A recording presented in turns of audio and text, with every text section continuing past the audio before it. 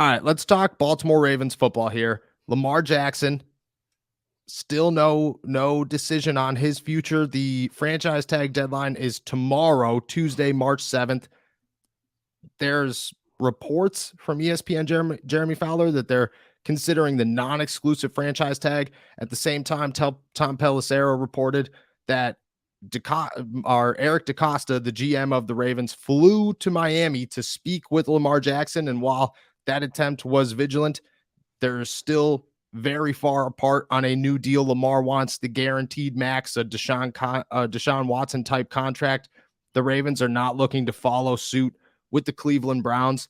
At the same time, the NFLPA reports have come out, and the Baltimore Ravens stuck out with one mark, and that is their training staff, giving them an F-. And then everybody and their mother went off on social media saying how their training staff ruined their careers and suffered setbacks and pushed them too hard and so on and so forth. And there was a bad relationship there.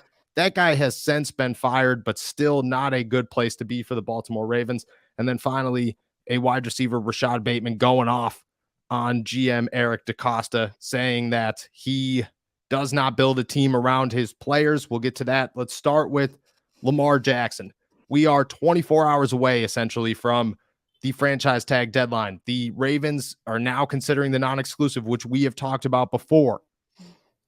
Is it over? Can we look at it now and just say this is the beginning of the end? The Baltimore Ravens are going to lose Lamar Jackson, even if it's just for 2 first-round picks. And how bad of a move is that if you're Baltimore to just accept the fact that you're willing to let Lamar Jackson essentially walk away for a measly 2 first-rounders when quarterbacks these days, wide receivers are going for more than that these days, let alone an MVP caliber quarterback. Right. It just seems like Baltimore's ready to cut their losses. I feel like this process has been drawn out. It's been difficult for both sides, and they've been kind of, what's the word? I just not on their game from the start, not ready to make this kind of a move from the start. It didn't look like they were, or didn't at least seem from my perspective like they were ever ready to get serious with Lamar Jackson, and give him the kind of money he deserves. And it's one thing if they weren't willing to pay what that guy's market value is, but I don't know. He deserves what he deserves, and they are going to, like you said, by the end of tomorrow, he could just be worth 2 first-round picks instead of much more. And they're selling him short, and they're putting themselves in a bad situation if they allow that to happen. If that non-exclusive tag goes on him, they've really fumbled every part of this instead of just some of it, Yeah.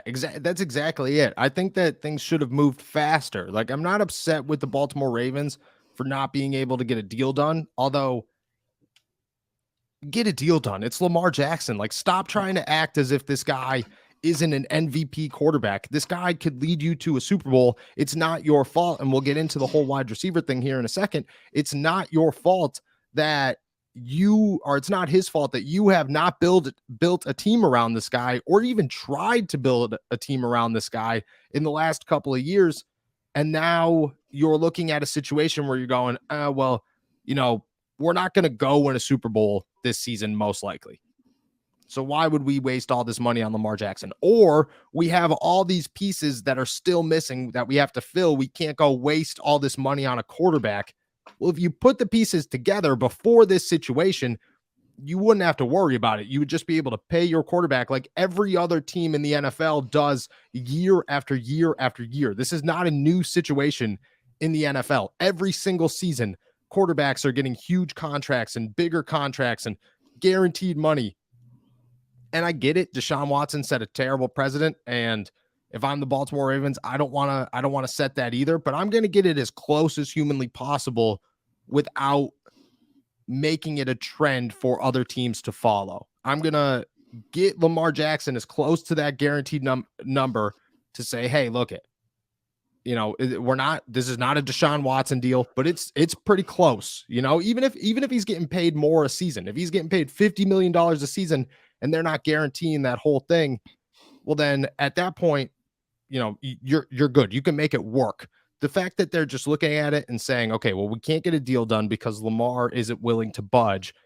And at the same time, we're not even going to try to trade this guy. We're just going to non-exclusive tag it and let somebody else set the market for us. I mean, at that point, you're either signing them or you're not. So you might as well cut your losses early. Go trade them. That's where I have a thing is to get 2 first-round draft picks for Lamar Jackson is such a loss. It's crazy.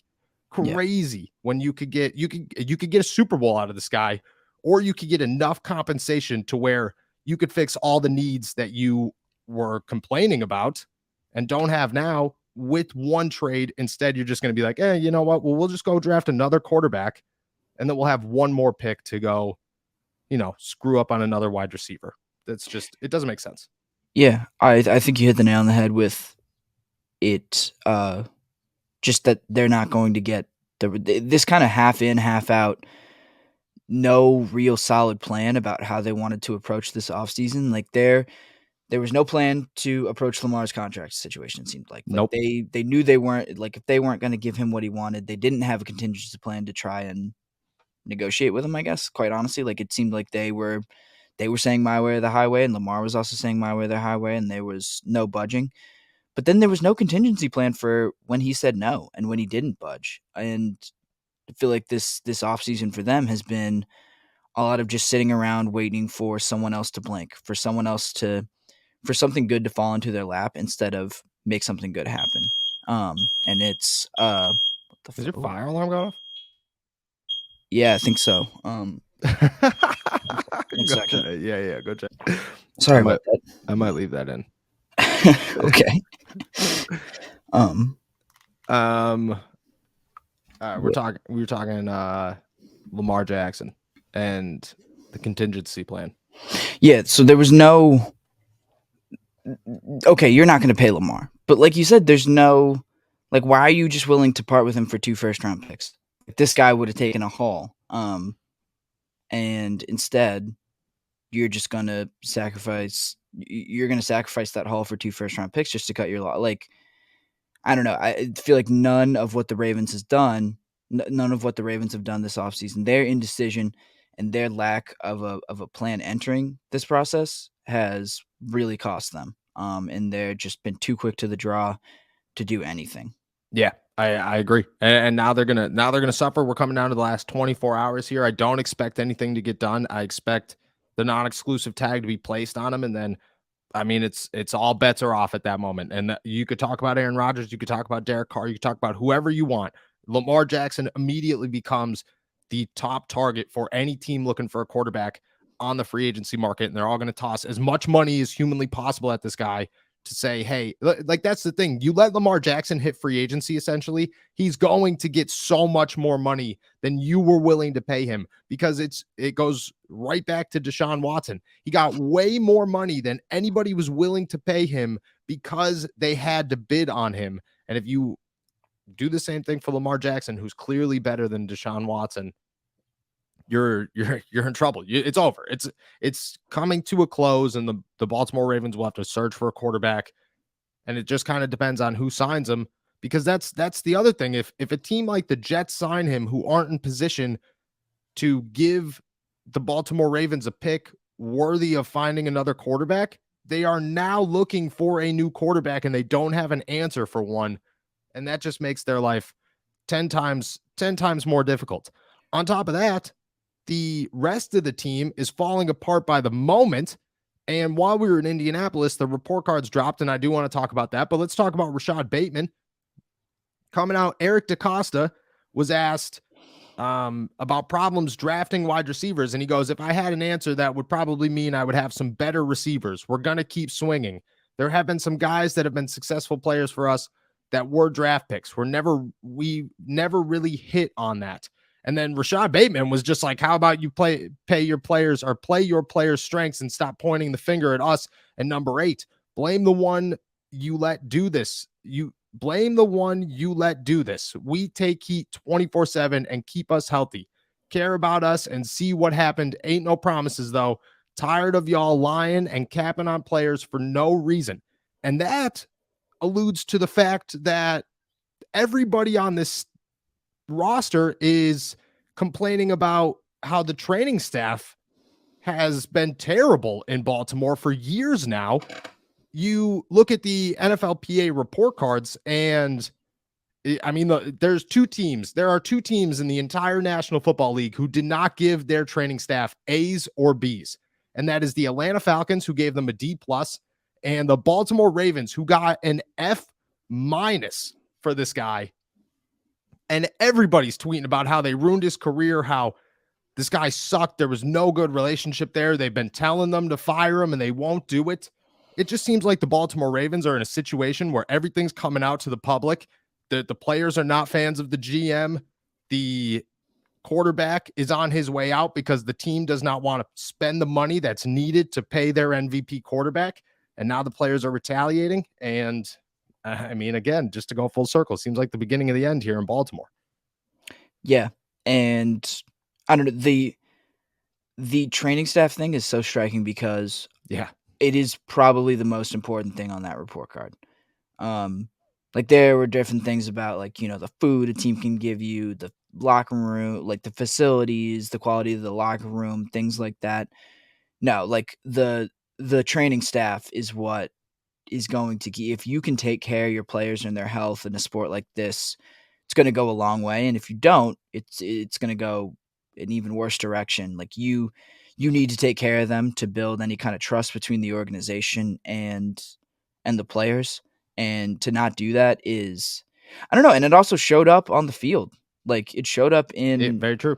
how the Ravens season has played out for a few years now. I feel like, they start off with a really talented team built around Lamar, and then things fizzle out because of injuries and because guys aren't in the lineup week after week. You don't need to look very far to see the evidence that that grade is pretty warranted. Yeah.